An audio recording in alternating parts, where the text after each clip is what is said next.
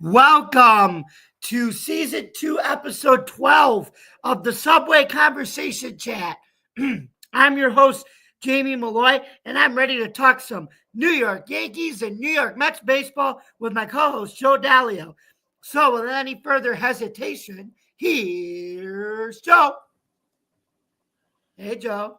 Good evening. How you doing, Jamie? I'm good. We were just talking backstage prior to the show about how hot it is, and man, I think we're lucky we live in a state where we only get it once a year. This is what Florida gets in the summer, and they have to come back up here during the summer because it gets so hot down there. It's funny, so many people from New York and whatever moved to Florida, but then they have to come back up to New York during the summer because at least it's room temperature summer here compared to Florida summers. Yeah, I have no complaints about this whatsoever. This is what I dream about in January. I love the hot weather. Now here, as you're saying, in New York and Western New York, where we are here, at least we get some breaks. It's not like Florida where it's 5 months straight of this. However, I say it all the time, I would rather deal with the Florida summer than the Buffalo winter. Right. I don't mind the heat. And, again, it might be a different story if I'm down there for 5 months straight of it. But I am certainly enjoying this. I say this all the time, too. As much as I complain about Buffalo and its weather, there's no place better, I think, weather-wise, from Memorial Day to Halloween than here. I mean, it's hot a lot of places, and it's hot here, but not as bad as some other places. And, the fall is beautiful. And, this time of year, there's no place else I'd rather be weather-wise than right here. So, hey, you know what the saying in Buffalo is? Where else would you rather be than right here, right now? But that's going to be that's a show for later in the month. How about we stick to baseball, right? All right, that sounds good because we certainly got this baseball weather here that it's finally coming in and acting like baseball weather. Yep. So guess it's your turn to start off, Joe. Would you like to start us off with Mets news this week? All right. I wish I had better Mets news. Thanks, Jamie. Wish there was better news, but a lot of struggle going on in the Mets world here. We'll talk about some of that. Now, I'll start by talking about some transactions here, and there's some interesting ones. A couple of days ago, they recalled Hayden Senger, the catcher, when Francisco Alvarez was out in the beginning of the season. They had Hayden Senger as kind of like a backup catcher, and they recalled him. Why did they recall him? And I said, they had him when Francisco Alvarez wasn't with the team. Well, right now, Francisco Alvarez is not with the Mets. In a bold move, in my opinion, the Mets sent the struggling hitter to the minor leagues in Syracuse. Now, I looked up. It's like, oh, my goodness, how bad was he doing? I mean, you could see him struggling at the plate. But his overall stats, he was batting .236, which isn't the end of the world. 635 OPS, which is below his standards for sure. Now, I think what might have sealed his fate a little bit is the 143 average he had in the past couple of weeks with an OPS of only like in the mid 500s. So you could see him struggling. I don't think this is a punishment as much as it is a thing like, hey, let's send him down for a little bit to get his confidence back. And hopefully that's all it is. And hopefully that's all it takes. Just maybe a couple of weeks and he comes back with some confidence. So Francisco Alvarez down to Syracuse in the minor leagues, a little bit of a surprise. Now they selected the contract of Travis Jankowski. I had explained that he was a hard-nosed player, not exactly the best hitter, but really, a lot of hustle and heart with the Mets a few years ago. And, they didn't re-sign him. But now he came back to a minor league contract, and they, signed him here to the Mets. So we'll see if he can, make a difference and get some jump start into this lineup a little bit. Now, another big move that a little bit surprising, Luis Angel Acuna, who had been with the Mets throughout the season here, he was also sent down to Syracuse. Again, struggling, a .522 OPS in the last couple of weeks. So might be the same type of thing. Let's just send him to the minors a little bit. And again, the way the team is struggling, which I'll talk about in a little bit, they're trying to shake things up. I understand that. And some guys are taking the fall for it here, like these two, Alvarez and Acuna. Hopefully it'll be the same type of thing where he just goes down for a couple of weeks, try to get the confidence back, get his game back, and go from there. Now, exciting news today. The Mets activated. We've been talking about Frankie Montas, who the Mets signed in the offseason and then was out with an oblique strain.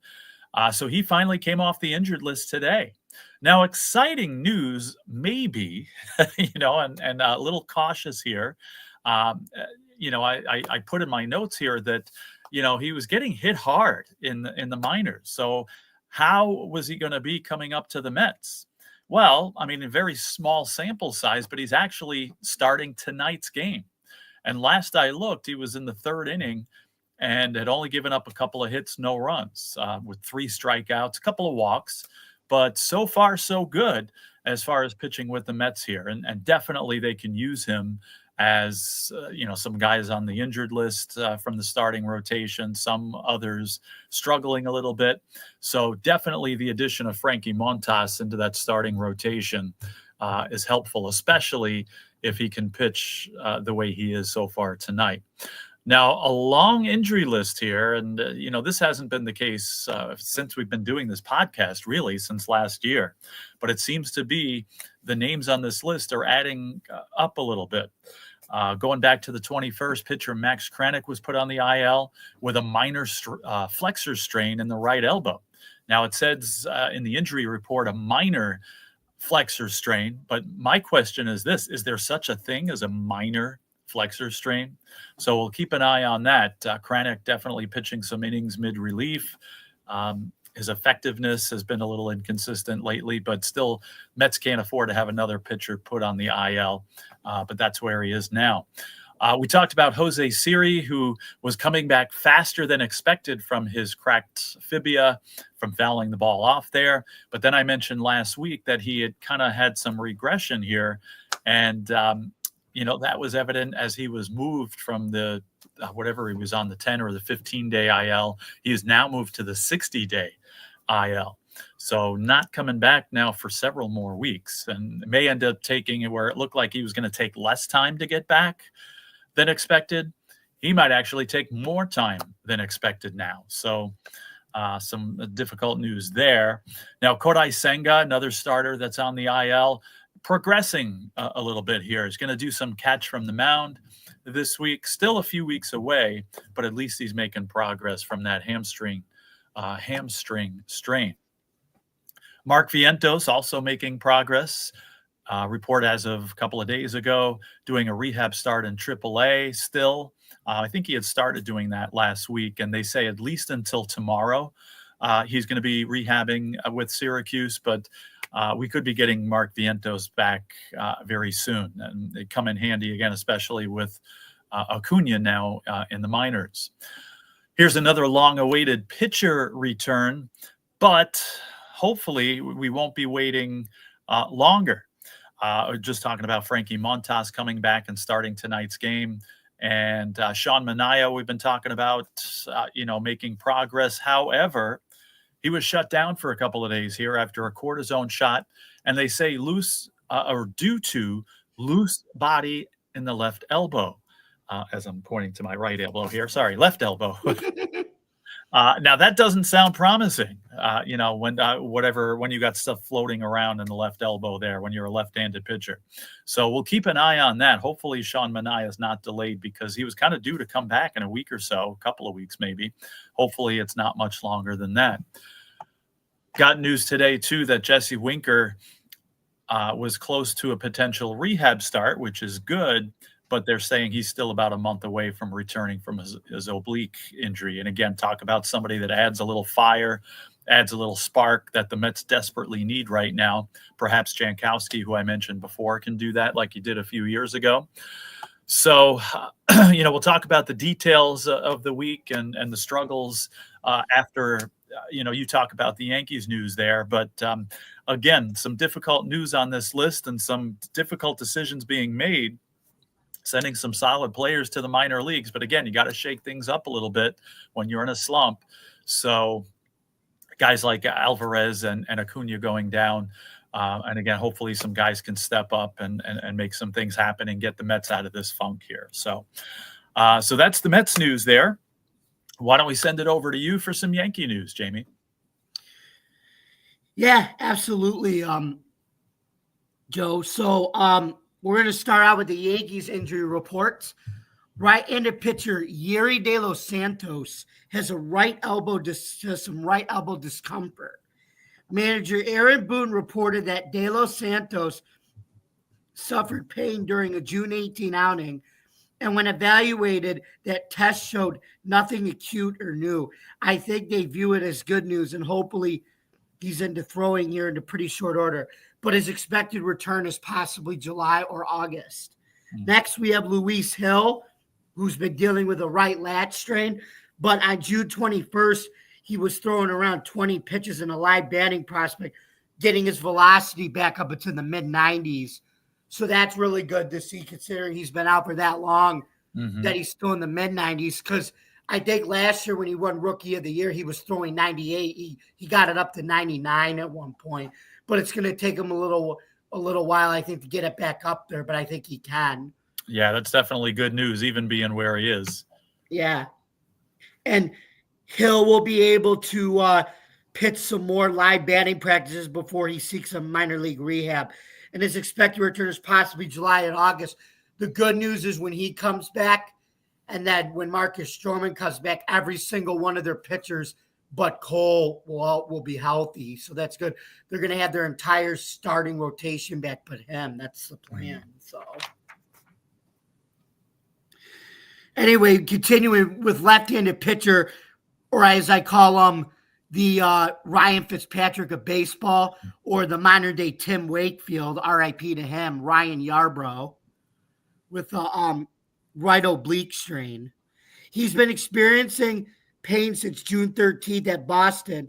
Yarbrough was unable to pitch at his last scheduled bullpen appearance. Expected return, TBD. Like Jeremy Ballrich does with FTP. I go TBD for to be decided.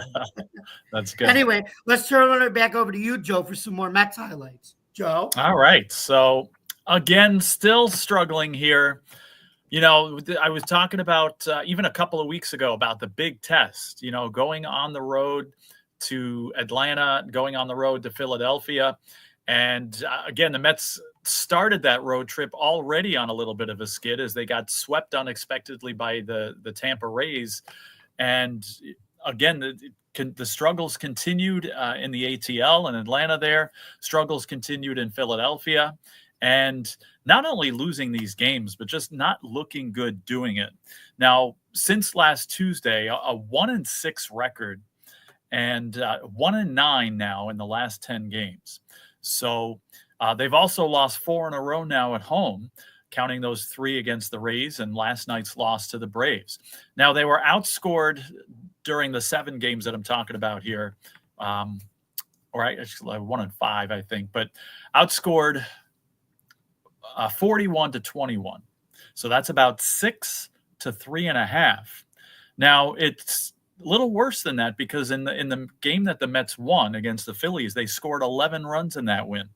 You take that win out, we're talking 1.5 runs per game in like those 6 games, if you don't count the 11-run game that they won. So you're not going to win games scoring 1.5 runs per game. That's for sure. And there's some guys struggling, which I'll share in a second. Now, I'm going to give the bad news and the good news here. So the Mets are 46-33 at this point. They were several games ahead of the Phillies, now a game and a half behind the Phillies. But let's put this into perspective a little bit. First of all, Met fans, I think any Met fan would tell you that if you said almost halfway through the season here, which I'm shocked that I'm saying that already, 46 and 33. So that my math adds up to 79. So by the end of this weekend, we're halfway through the baseball season. I don't think any Mets fans would have been disappointed with 46 and 33, if we said that at the beginning of the season, right? And even though they're not in first place right now, if you would have told me they'd only be a game and a half out halfway through the season, I certainly wouldn't have had a problem with that. Okay. So we would have definitely taken that into consideration. Now let's take a year ago. A year ago at this time, the Mets were, I'm talking about on this date, they didn't play as many games, but on June 24th last year, the Mets were 37 and 39, 14 games out of first place. All right. So I think as bad as things are going for the Mets now, if we put things in that perspective, again, that is not bad. Now, the only difference here between, if you're going to compare things to last year, they were the best team in baseball in June. All right. Now they're one of the worst teams in baseball in June. So it's the direction that they're going. They have a great record now, 46 and 33, compared to 37 and 39 on this date last year. But the problem is they were trending in an upward direction last year at this time. And we all know what happened, went to the, NLCS and a good showing against the Dodgers there. Now, with the better record, but definitely trending in the wrong direction. Now, I don't know if it's just, because I'm a Mets fan and I like to be eternally optimistic here. I really think that if the Mets can snap out of this soon and get back to, a decent track here, I mean, they're going to get right back to where they were competing for a division here and whatever they can do beyond that. So let's not jump off the bandwagon just yet. Let's not, get crazy. Now, here's something that popped into my head, and I haven't heard anything about this. I'm not saying it's going to happen, but, and I don't even know if we've talked about it, Jamie, but there seems to be a negative trend in sports these days of very good managers getting fired, okay, or coaches, right? We talked about Peter DeBoer of the Dallas Stars, who takes a team to the semifinals of the Stanley Cup playoffs, loses in 7 games to the eventual Stanley Cup champion, and gets fired. I'm a Knicks fan. Thibodeau takes the Knicks further than they've gone in a quarter of a century. And the thanks that he gets is he gets fired because, they didn't win a championship. And how many times have we seen lately where a team goes on a bad losing streak and all of a sudden the manager that was doing well and everybody, thought was great, all of a sudden takes the fall for it. Now, again, I am not saying that's going to happen. In fact, I am praying that it doesn't, because I certainly don't think that's the manager's fault. And I just hope that the Mets don't get some crazy, stupid ideas into their head as far as thinking, well, I guess we got to make a move here and fire the manager. So I'm definitely hoping they don't do that. But the thought, got to be honest with you, crossed my mind, and especially with the rash of these rash decisions being made with coaches and very good coaches these days. I'm a little nervous about that. So I'm hoping the Mets get out of the funk just for that reason. But now there are some Mets that are hitting here. Some guy named Soto that we might have heard of. He's starting to heat up with the weather here. He had 3 home runs and 6 RBIs this week. I think he had 2 in the one game as well. I had a very busy weekend here and wasn't able to watch a lot of the games. But if I'm not mistaken, he did hit a couple of home runs in that win against the Phillies. But a 1089 OPS this week. So Juan Soto definitely playing like Juan Soto. Brandon Nimmo doing incredible here. As far as home runs, he had 2 solo home runs, but he batted .429 with a 1310 OPS. He had like an 800 something slugging percentage. So even just the 2 home runs, but he's getting extra base hits with those as well. Francisco Lindor not doing so bad. 2 home runs, 4 RBIs this week with an OPS of 822. But that's it. Other guys not so well here. Pete Alonso A couple of weeks ago, I was plugging him for MVP, wondering why nobody was talking about this guy for MVP. Well, I think I'm going to keep my mouth shut about that for now. A 174 batting average this week, which is not the worst part of it. 12 strikeouts in 23 at bats during the week for Pete Alonso. So that is certainly reason for concern. Another guy that was doing very well and seemed like he was hitting everything, Jeff McNeil, a 105 batting average this week. So, and, other guys, again, like Alvarez, like Acuna being sent down, Beatty, having a below average week as well. As far as the pitching is concerned, it's not going well. Even David Peterson had a bad game this week. So he's been their best starter and, having his best season. And he got rocked on that Sunday night game against the Phillies. Brazoban, who I've been touting all year, who's been almost unhittable at times, he got smacked around this week and gave up a lot of runs and hits. The one bright spot was in the bullpen with Jose Butto. 4 2/3 innings, only 1 hit and no earned runs. But other than that, I think maybe, I don't know if it's fatigue. I don't know if it's just regression to the mean here, but both the starters and the relievers definitely struggling here. And hopefully they can turn that around. Now, when we look at what's coming up, they do have a little bit of a respite here. First of all, the 2 games more against the Braves here, which I'm hoping they could take both of those. Last I checked, it was scoreless in the 3rd inning. I haven't been able to check since. But they got those games. And then Friday, Saturday, Sunday against the Pirates. Now, I think last week when I had talked about this, I mistakenly said they were home games, but the games are actually at Pittsburgh. Still, I think the Mets should be able to win 2 out of 3 of those. Now, it's funny because I was watching the Sunday night game with some family. My parents are big Mets fans, and we were watching the game. And we're just kind of shaking our heads watching this, like, what's going on with this team? And I assured them, I said, you know what?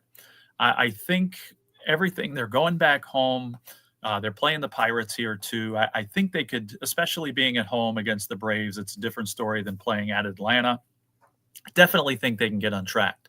Well, last night was certainly not an indication of that because, we saw the same listless performance that we've been seeing for the last couple of weeks here.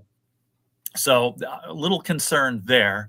Again, if they can turn it around, if Montas can continue, with an excellent start and the Mets can win these 2 games and take 2 out of 3 at Pittsburgh, then they could certainly, get back on track. And again, their record is not bad at all, minus these last 10 games.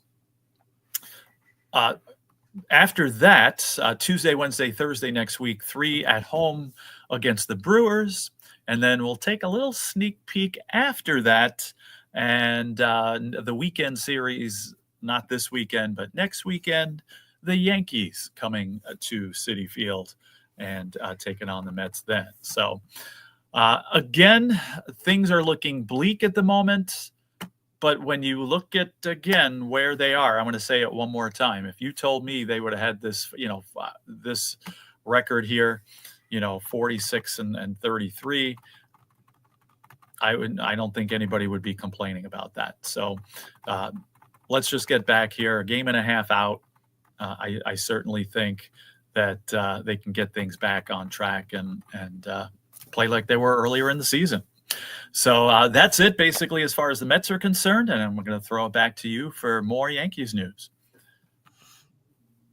Sure, Joe. And but I think we all know why in the NHL and in the NBA, especially with the Knicks, why coaches get fired in those leagues. And you know why in the NBA, coaching doesn't really mean anything in the NBA. The players run that league. It's true, but still, I think a guy that, again, you take a team further than they've been in forever, as long as I'm a fan, because I only started following the NBA about 13, 15 years ago. I just don't get it. Give the guy another season. And then if they fall short again of expectations, and they didn't even fall short of expectations. I had them, and again, we're talking basketball on a baseball podcast, but long story short, I had them winning a series and losing in the second round. And they unexpectedly win in the second round, play a tough series in the third round, and just lost to a team that was hot. So, as I mentioned that, again, not because I've heard anything, about the Mets managing situation. I haven't read anything saying, okay, people are starting to put them on the hot seat or anything. So I'm just hoping that they don't get any stupid ideas. And, hopefully there actually was, sorry, Joe, there actually was a weakness with Thibodeau, and Stephen A. Smith actually said what it was. Yeah, what was it? I don't know if you noticed, but you know how every other team in the league is all concerned with load management and actually playing their bench. Oh, yeah. That was the complete opposite of Thibodeau.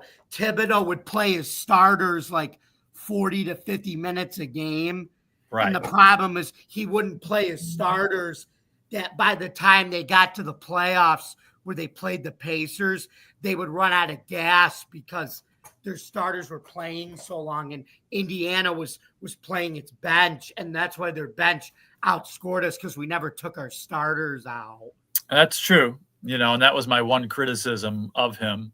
But, again, hopefully, I don't think we can criticize what, Mets manager's doing here. So I don't know. I hopefully, again, haven't heard anything, but I'm hoping they don't get any stupid ideas. Yeah. Okay, so anyway, we're going to talk about Judge's powerful bat leads to a home run on Superman bobblehead day. Huh. At Yankee Stadium, the fans lined the streets around Yankee Stadium for hours on Friday, intrigued by Aaron Judge's much anticipated Superman bobblehead. While the giveaway was nice, the game was even better. Judge capitalized off this big night with his 27th home run and reaching base safely 4 times. Sadly, Judge saw Ramon Urias go-ahead homer sail over his glove, and the Orioles defeated the Yankees last Friday night 5-3. Anyway, we have a quote from the captain himself. "It's moving in the right direction," Judge said. "All good teams go through little slumps or situations where it is not going away. You just got to keep trekking, keep moving forward."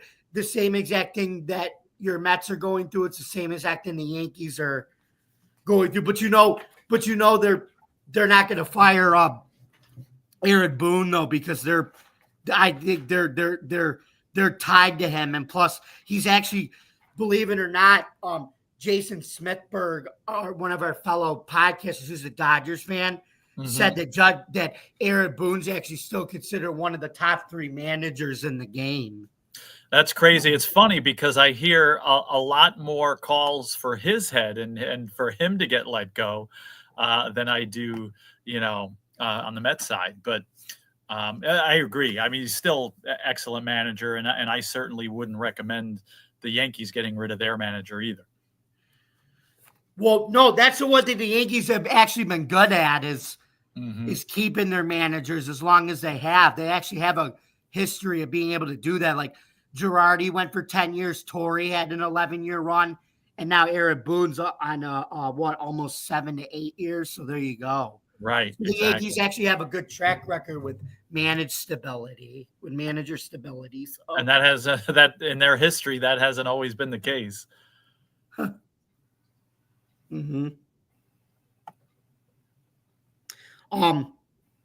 Anyway, Yankees. Oh no, here we go. The Bombers have now lost 7 of their last 8 games caused by Irma's 8th inning drive and the 6th pitch thrown by Luke Dreamweaver, who was activated from the 15-day injured list earlier on Friday after missing 17 games with a left hamstring or a left hammy. Yankees manager Aaron Boone plans to mix and match in the closer's role between Weaver and Devin Williams going forward. And we have a quote, I don't think Weaver was all that far off, Boone said. They just took advantage of some points. Or some pitches, excuse me, not some points, excuse me, pitches. Anyway, Jamie, get it together. This past week has marked Judge's most challenging of the season thus far, but he might be showing signs of wearing that figurative red and yellow. He walks around like he got an S on his chest. I'll walk around like I got an S on my chest, like Cash Money and Birdman. Anyway, Birdman and Lil Wayne. Anyway, Judge entered Friday in a 3-for-24 funk, striking out 16 times with only one homer and one RBI over that span. Nevertheless, his last at-bat on Thursday looked promising against the Angels, roping a deep double to left center field. Judge carried that into Friday's action, giving the Yankees a lead by turning around Tomoyuki Sugumo's third inning fastball, a drive that cleared the right center field wall. Boone said he thought Judge made a slight adjustment by placing his hands higher, noting, and we quote, I thought he was better at finding the timing. That's what it is. A lot of times when guys get a little tick off, it really comes down to getting into position on time. Judge downplayed the effect, saying, and quote, I'm making adjustments every day. I had a good game, so we probably noticed a little change, but I've been making adjustments since March. Good answer. Yeah, anyway, exactly. Good answer from the star player and captain himself. But anyway, now Jazz Chisholm Jr. and Jason Dominguez also drove in runs for the Yankees as Max Fried logged a quality start that almost wasn't. Fried said he was out of sync mechanically in the first inning, hitting the batters and allowing a pair of runs. Then settled down, to pitch scoreless ball until the sixth. And a quote, I get into trouble when my left leg gets a little too swingy or just out of control, Fried said. I just want to be a little bit in a tighter coil, having a little bit less movement. It allows me to be more on time and execute my pitches. With two men on base and Colby Mayo having knocked in the equalizer on a soft single in the sixth, Boone appeared ready to lift Fried, who convinced the manager to keep him in. And quote, I was able to make eye contact with him and he didn't signal, Fried said. When he came to the mound, I told him, I'm confident I could get these guys. And he's like, okay. Fernando Cruz was stunned while walking out of the bullpen. He was waved back by Aaron Boone and the Bombers infielders. Fried recorded the next 2 outs on a flyout and grounded out, avoiding further damage. It marked just the third time in 16 starts as a Yankee that Fried allowed 3 runs or more. And quote, I wish I just was a little bit sharper at the beginning, Fried said. So, Joe, what do you think went wrong in the loss to the Yankees' loss to the Orioles on Friday? You know, it's hard to tell with some of these. You know, what went wrong? The guy's been doing so well for the Yankees. It's a tough question to answer. You know, what went wrong with David Peterson with the Mets on Sunday, who's been pitching lights out and all of a sudden couldn't get outs when he needed them? You know, it's just, I really can't answer that question because that's baseball, right? You get these guys that pitch in lights out and just come out and with some struggle games. And it's just, you know, sometimes it's bad luck. Sometimes they're just off that day. Excuse me. So, you know, it's kind of tough to tell. But I think based on his track record here so far this year, I could certainly see him rebounding and, you know, maintaining that consistency that he's had throughout the season so far. Mm-hmm. Yep. And So anyway, we have a thing. Why was Luke Weaver rusty in first game back from the IL? Weaver was activated by the New York Yankees from the 15-day injured list before a 5-3 loss to the Baltimore Orioles. I got to do it again. Last Friday night. He will now share the closer's role with the right-hander Devin Williams, according to manager Aaron Boone. Weaver spent 17 days on the IL because of a left hamstring strain. Before the injury, the right-hander was one of the best relievers in the game, converting 8 of 9 save opportunities with a 1.05 ERA in 25 2/3 innings over 24 appearances. Weaver looked rusty in his first game back Friday. He entered the game in the 8th inning with a 3-3 tie. Ramon Urias led off and was behind in the count 0-2, but he worked it full before hitting the ball over the right field wall for his 5th home run of the season. And it was a good at bat by Urias, and we quote, "I threw a solid pitch, 4-seam fastball, but he put a pretty good swing on it," Weaver said. "It's pretty devastating to go over. Obviously not the start I was looking forward to. I feel like I let the team down at that moment. I obviously got to bounce back." And quote, "The whole outing, if I had to reflect on it quickly, it was about the 2 strikes. It was about trying to put him away. It's hard sometimes just to find that line to where that swing and misses. And when they're putting together good at-bats and good takes, it's not quite where you want it to be. You feel like you're pitching a little defensive, and it becomes hard to get the swing and miss." After Weaver walked former Yankee Gary Sanchez with 1 out, allowed a single to pitch hitter Ryan O'Hearn, and got Dylan Carlson to line out, left-hander Tim Hill entered the game and allowed an RBI single to pitch hitter Gunnar Henderson. Where's he been, huh? Yeah, we haven't heard his name at all. Maybe know. that's why the Orioles are in last place. Yep. Asked if the long layoff hurt him, Boone said, and we quote, "It may be a little bit. He gets ahead of Urias and then kind of loses him and lets him back in. Urias put a good swing to ride it out there. I don't think Weaver's that far off. The Orioles took advantage of some pitches."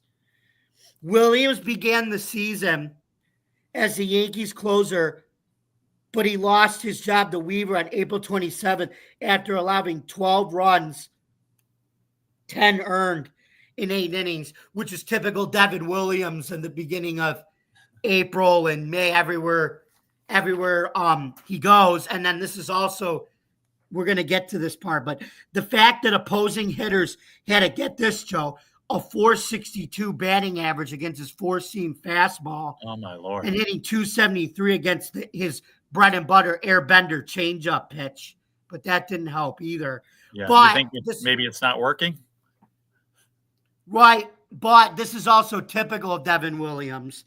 When he struggles in April and it comes to June, he also does this.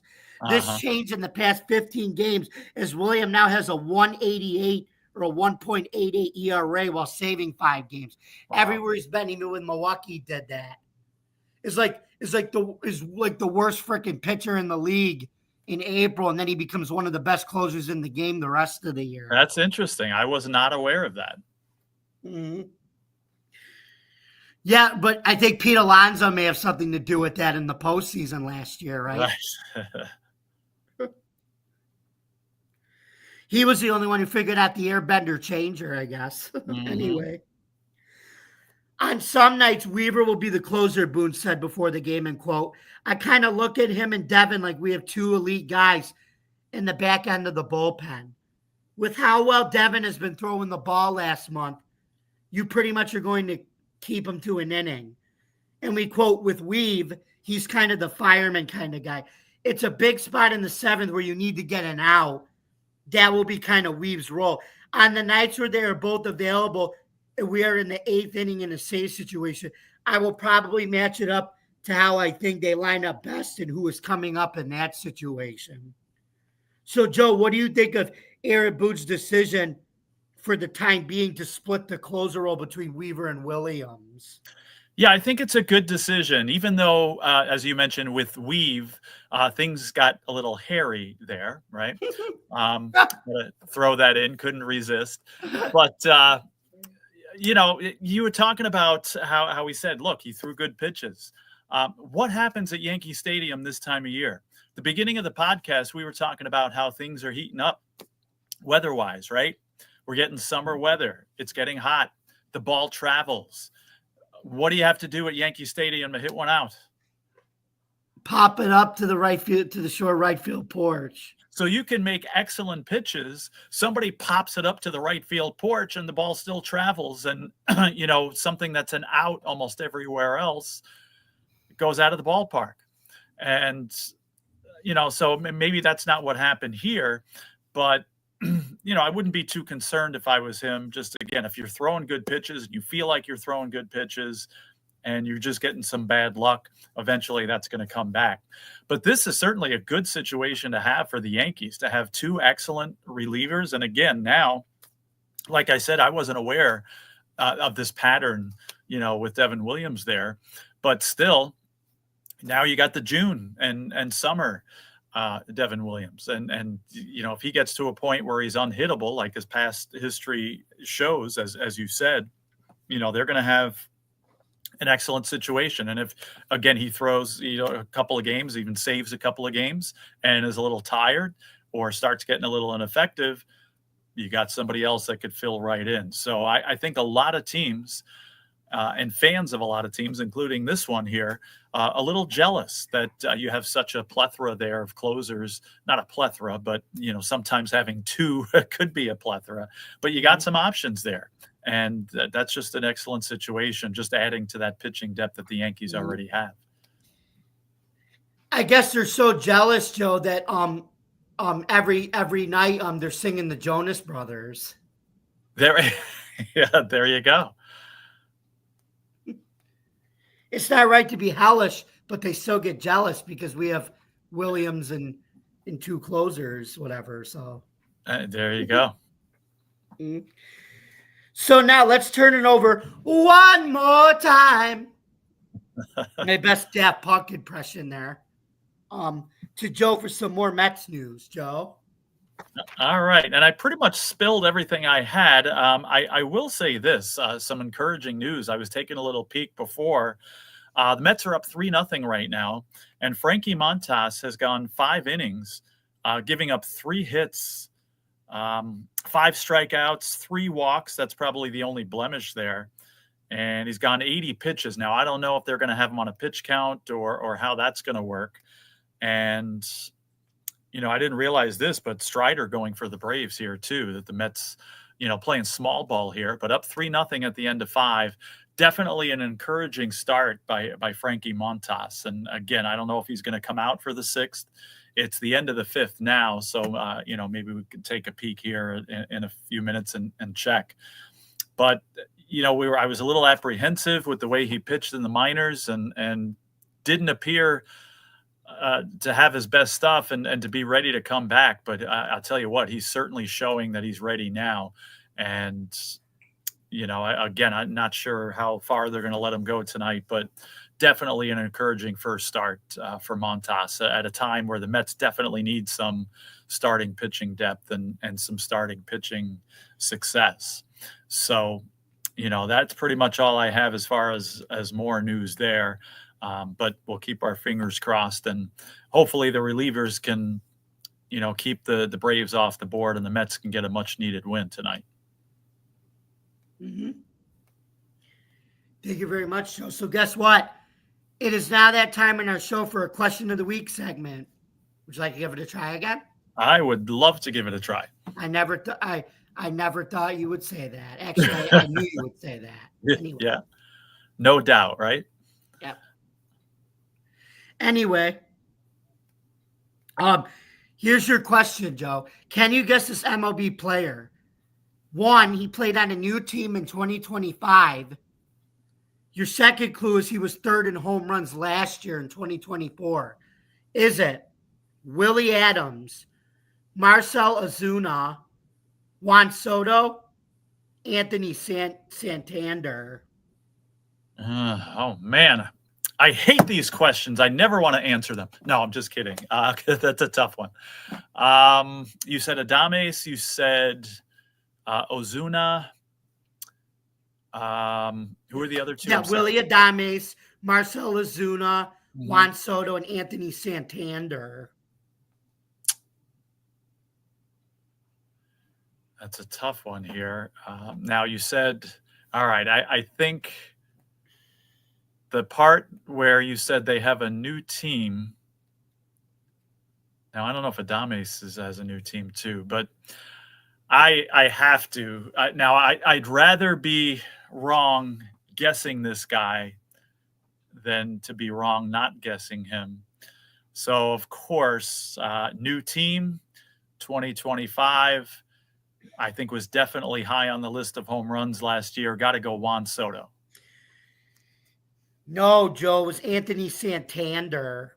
Wow. He had 44 home runs with the Baltimore Orioles and is now on the Blue Jays. But I think Soto was ahead of Santander, if I'm not mistaken. Oh, you think he was second? I could be wrong, though. Let me check. All right. Yeah, it's funny because Santander would have been the last of those four that I would have said. Well, Ozuna did not change teams, so I knew that. But out of the three that were remaining, yeah, Santander would have been my last guess. So, Soto had less than he had less than Santander. Soto had 41. How many did Santander have? 44. Wow, I did not know that. Okay, now, that's an excellent question. You got me on that. I don't know if you were trying to get me to fall into the Juan Soto trap, but If you said your second choice was Anthony Santander, if you were going to say that, you 50-50'd it. Why? You just chose the wrong one out of the 50-50. Yeah, if I'm being honest, though, I would have 50-50'd it with the other guy, with Adames. I like I said, Santander was my last guess out of that. So hate to admit that, but true. All right, but we'll get him next week. Okay. Anyway, we're going to move on. Should the New York Yankees have kept Clarke Schmidt in for his no-hit bid? Oh. I think I will tell you, though, Clarke Schmidt is a class act for sure for this. As the righty left the mound after 7 innings, he knew he was 6 outs from history.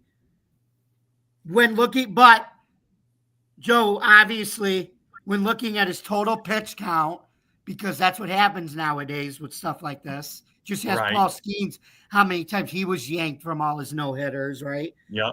Schmidt matches career high 103rd pitch, and he was running out of gas through the 7th inning. Okay.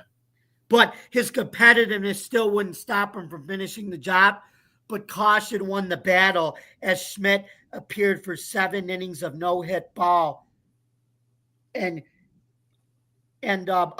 combined for 1 hit, followed by 4 solo homers. The Yankees defeated the Orioles 9-0. Anyway, we have a quote from Schmidt. Being able to do it in front of the home crowd, the energy you really feel when you're out there late in the game, Schmidt said. Hearing the crowd after the 7th, I really appreciate that. I feel that energy. Words can't describe that feeling when you're leaving and you're getting a standing ovation, especially in this stadium. You feel like all eyes are on you. After walking the batters in the 1st inning, Schmidt fanned the next 9 O's until he hit Ryan O'Hearn with a pitch in the top of the 4th. That would end up being Baltimore's final base runner against Schmidt, where he set down the next 11. The Yankees' last no-hitter came wrapped within Domingo Germán's 2023 perfect game, and Schmidt said there was nothing more to say when manager Aaron Boone when he retired Colton Cowser for the final out of the top of the 7th inning on Saturday. Boone said he was sitting there wanting to watch a little history too, but he added he's seen Schmidt stamina flagging since at least the 5th inning on a muggy 86-degree day. Schmidt admitted he was emptying the tank to get through 7, and quote, he was done, Boone said. As great as he was today, I think physically all day was a challenge for him. I kind of knew even after the 5th that it wasn't going to be long. I think he's looking forward to that 6-day term before his next start. Mm-hmm. Schmidt has dealt with multiple injuries during his pro career, and his long-term value is too significant, especially when you're getting Luis Hill back and you already lost Garrett Cole and you lost Jake Cousins, a reliever now to Tommy John surgery, 2 guys like that. Mm-hmm. So the Yankees have 86 regular season games remaining, and if they want to make another deep postseason run, they must keep Schmidt healthy and hot. Schmidt understands that, but with a little reluctance. I mean, obviously, but, and quote, I want to go as deep as I can, but when you're at the 103 mark and you got 2 innings to go, you got to think bigger picture here, Schmidt said. It's a tough conversation to have, and you get frustrated, but is it worth throwing 130 pitches? Mm-hmm. The Yankees bullpen spoke not one word about Schmidt's ongoing gem, according to JT Brubaker, though he was well aware of the situation, though everyone was well aware of the situation. And we have a quote, it's kind of one of the unwritten rules of baseball, Brubaker said. With Schmidt out, the phone rang for Brubaker, a right-hander whose most recent big league appearance came on October 9th, 2022 with the Pirates. Wow, another Yankee going to the Pirates. How about that? Never happened. Anyway, that doesn't happen, right? No. Right. With the Pirates, he had a no-hit bid in lasting 6 more pitches. Gary Sanchez checked a swing to keep an at-bat alive on a 2-strike pitch. This is why, Joe, don't tell the others on the podcast, but this is why we need an ABS, because what happened next was it forced a single on the field. So if the ABS was there to get that call right and call that a strike, the no-hitter still would have been going, even with Brubaker on there. Oh, yeah, I'll agree with you and tell the whole world. I can't wait till they finally get that. Yeah. Mm-hmm. Even, like I said, don't tell the other podcasters because they don't like it. But I know they disagree, but I'll say it. Like I said, I'll broadcast it to the world here. Yep. I'm in favor. Anyway, Joe, why do you think the Yankees were playing caution by pulling Schmidt after 7 innings and 6 outs away from history? Now, I know what you normally say, let him pitch a no-hitter, but I'll let you go say it on this one. Right. Now, again, you know that, and anybody that watches this regularly knows how I feel about that. Except I understand just because of all the reasons that you mentioned. Again, it was hot and humid. He had already thrown a lot of pitches, and you said he was running out of gas. And it's not even so much of deciding whether you want to let the guy, have his no-hitter or not, but you want to make sure you win this game. I think that's the number one thing.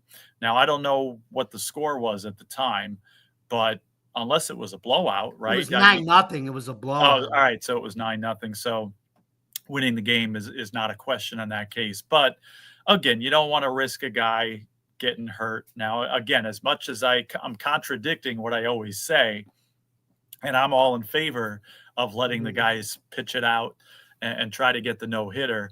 I think, if it's maybe a little bit of a cooler night, or if he was still pitching strong and not kind of fading out, or, if he had thrown a lot less pitches, then of course you'd be ticked off if they take him out. But with all those factors that you mentioned there and the situations, this time I'm going to defend the manager for taking him out. And it sounds like, again, like you said, he was a great sport about it. And I'm sure he didn't want to come out, but he understood the situation just, again, for all those reasons. And, being a team player. And again, he's going to be needed throughout the season here. And you don't want to risk tiring him out or getting him hurt or anything like that. So as much as I hate to see that, I'm going to admit it was the right move in this situation. Yep. And I'll give you another comparison, Joe. It's kind of like the NBA. As much as we hate load management and everything, they Uh-huh. kind of have to do it now because look at what happened this year. There was a record number of Achilles tears this year, and look at what happened with Tyrone or Tyreek Halliburton. Haddison. Yeah, we lost Halliburton. in this playoff. We lost two of the best players in the NBA, right? And like I Yeah. said, like these injuries are happening to the younger guys now. Like, see, back in the day, the Tommy John surgeries and the Accord Achilles, they used to happen more to the veteran players, but now they're happening even with the young guys now because of the way they play. They're more athletic, but they're more susceptible to Yeah. injuries at this young, where it never used to be the case. Yeah, two guys in the prime of their career. Now, you can look at it on the other side too. Is that because of load management? Or, like we say in baseball all the time, are more guys getting hurt arms because they're getting babied and not used to the demands of. Statistically, Jeremy B said yes. That's actually that's the reason why you see more Tommy John surgery. Statistically, it's because of that. Yeah. He said ever since they started load management, Tommy John surgeries have statistically gone up because of So you got to wonder, is the same thing happening in other sports? Who knows? I don't, it's a different situation. I mean, these guys aren't throwing, 90 miles, 100 miles an hour and stuff. So it's but the way they play in basketball now, it's all run and gun and speed and transition up and down the court, whereas Michael Jordan and those guys never played it that style. Yeah, that's true. I mean, again, you hate to see now, again, two of the best players in the NBA that we're not going to see next season. And you wonder how good they're going to be even when they come back in the future. So go ahead, Joe. And this is what I think the only silver lining is to what you're seeing now versus what you saw back in the day. Actually, I want you to share that. Yeah, go ahead, because I'm curious to hear it. The only silver lining is these guys are younger, which means, like I said, Halliburton's only 25 still. Mm-hmm. So he might have a better chance to recover easily. Same thing with Tatum. But like I said, back in the Michael Jordan days, it was all the older players that were doing it, and they were pretty much done near the end of their careers. Right. Anyway, but now, like I said, the 25-year-olds and the youngsters are doing it now compared to that. Yeah, but you just supported my argument in baseball for pitchers.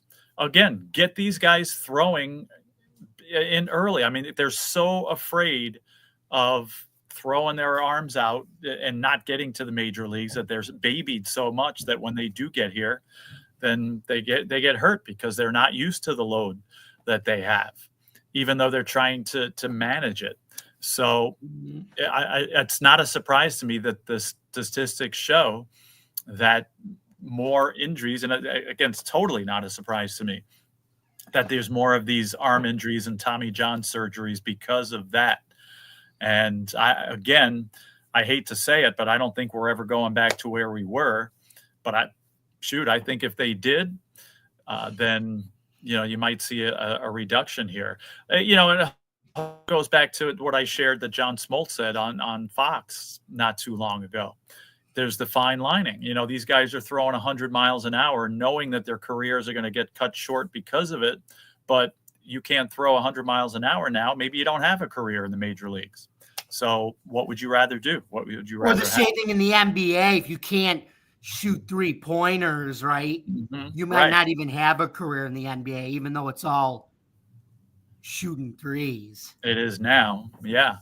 So it's interesting how sports evolve over time. And, I think as far as pitchers in Major League Baseball, I don't like how it's evolved, but I think we're stuck with it. And pitchers. Yeah, but so what do you also think? Like I said, back in the day, it happened to like older players, and now it's happening to like young guys in the NBA. No, I think in the NBA or baseball and any of them, like these Achilles injuries and Tommy John surgeries are happening to young pups too now, where back in the day, it would seem like it was only the veterans would get Tommy John or yeah, I think it's like you said, in the NBA, it's the style of play. And these guys are even bigger than they used to be. I mean, we've always had tall players in the NBA, but guys are bigger there. So I think they're more prone to injury because of that and the demands of the game. And, in baseball, again, we talked about how these guys are throwing so hard that it's just inevitable that it's going to put the wear and tear on their arm. And just that's the nature of the beast now. Yeah, but what's so funny? This is going back to even 2006. Justin Verlander in his prime was throwing 101 as a rookie, and it seemed like it never really affected him, Yeah, part of it is mechanics too, right? How come Nolan Ryan, he pitched for all of those years throwing 1 billion miles an hour where nobody else was doing that, basically, except for Bruce Gossage and all how that. many times was he on the disabled list? Right? I never can remember him being out for an extended period of time. Tom Seaver, same thing. These guys were never out. These guys always pitched, and they pitched far more innings then than these pitchers do now. And again, there's something to that. The fact that those guys who threw the ball harder than anybody else and, threw 130 pitches a game were never on the disabled list. And these guys that are babied and throw 80 pitches a game are being out because of Tommy John surgery. So again, it's the way the game is now. I don't like it, but we're stuck with it. And this is Major League Baseball today.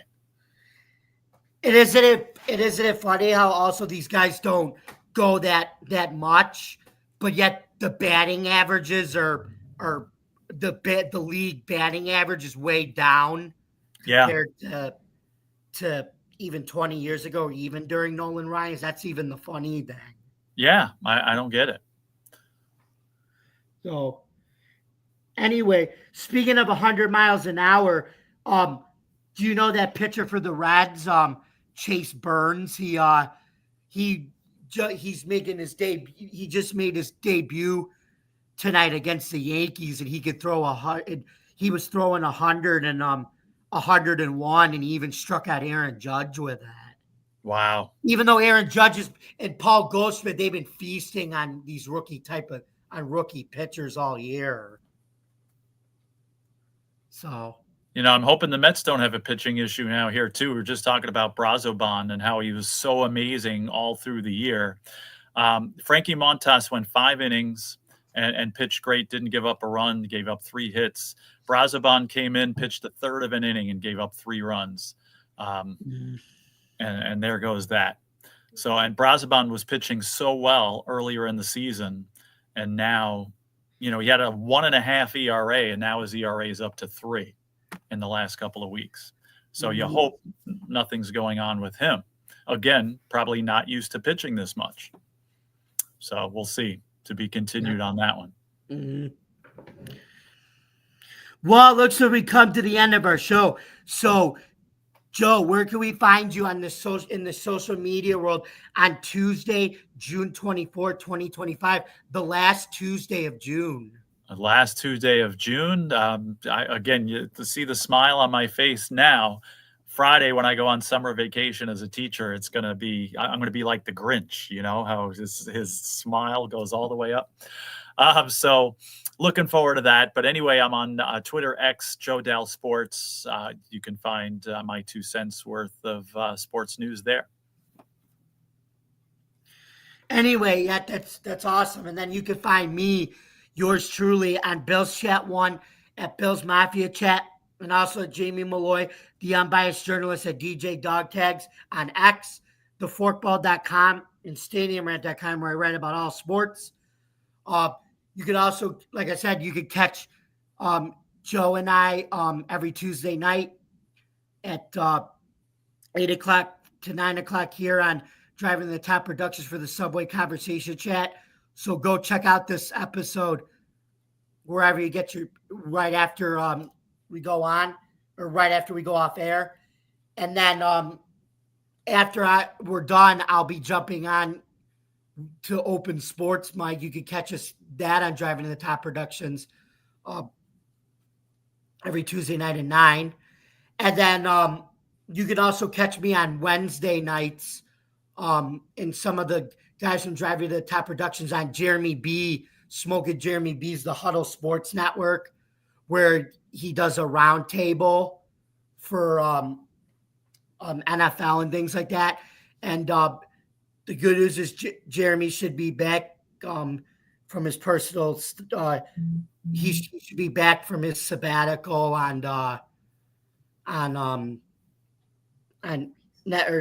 actually next week, hopefully July 1st, which is good. So all is good there. And then you could catch me, or actually next season,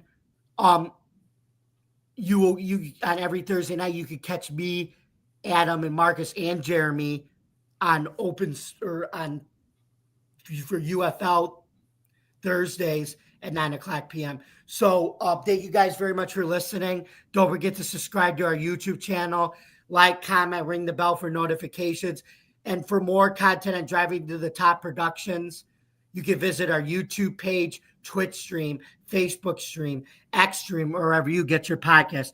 Thank you guys very much for listening, and we look forward to you tuning back with us next Tuesday, 8:00 p.m. on the Subway Conversation Chat. Your attention, please, ladies and gentlemen. You've been listening to the Subway Conversation Chat with Jamie and Joe. Have a good night, folks. Have a great week, everybody. Mm-hmm.